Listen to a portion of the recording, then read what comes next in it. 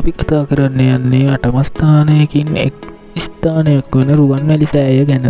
මහාතූපය, රත්නාලි සෑය, ස්වර්ණමාලී මහා සෑය ලෙස හඳුන්වන මෙය අනුරාධපුරයේ පිහිටි ශ්‍රී ලංකාවේ ප්‍රසිද්ධම හා පූජනීය උත්තම ස්තූපයකි.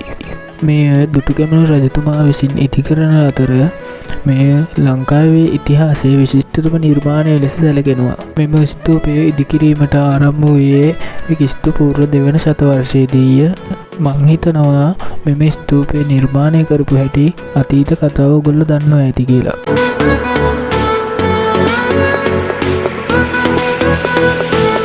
මෙම ස්තූපයේ උසාඩි 370ක්ද පළල අඩි 950ක්ද පමණ වෙනවා. මෙම ස්තූපය නිර්මාණය කිරීමට යොදාගෙන සිටි ද්‍රව්‍ය වශයෙන් ගල්, ඉටි, මැටි, තැඹිලි, පැණි, මුහුදු පිරිසිදු ලුණු, කොළ, කුළුබඩු ආදී සපු, මිනිරම් වැනි ද්‍රව්‍ය බහුලව යොදාගෙන තියෙනවා.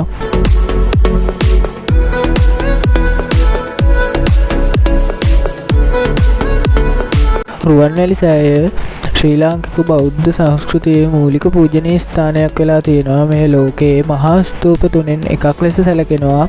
අනිත් ස්තූප 2 ඉන්දියාවේ සහ නේපාලයේ දක්නට ලැබෙනවා.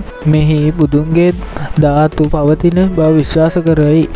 එබැවින් බෞද්ධයාගේ විශාලතම පූජනීය ස්ථානයක් ලෙස මේ සෑය අතිශයින්ම වැදගත් වෙනවා. පුරාණ කාලයෙන් පසු විවිධ රජවරුන් විසින් මෙම සෑය අලුත් වැඩියා කරලා තියෙනවා. විශේෂ වශයෙන් පරාක්‍රමබාහු රජතුමා, කීර්තිසිරි රාජසිංහ රජතුමා යන රජවරුන් මෙම සෑය අලුත් වැඩියා කටයුතු කරලා තියෙනවා.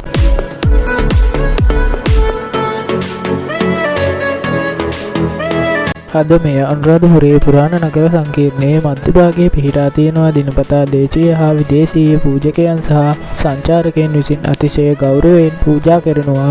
දළදා පෙරහැර, ධාතු පූජා හා විවිධ වාර්ෂික උත්සව මෙහිදී පැවැත්වෙනවා. මම අද ඔයාලට ගෙනාවේ රුවන්වැලි සෑය ගැන කෙටි විස්තරයක්. තවත් වීඩියෝ එකකින් නැවත හමු වෙමු.